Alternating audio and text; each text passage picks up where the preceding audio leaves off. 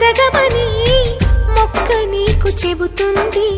ఎదిగిన కొద్దీ ఒదగమని అర్థమందులో ఉంది. అపజయాలు కలిగిన చోటే గెలుపు పిలుపు వినిపిస్తుంది.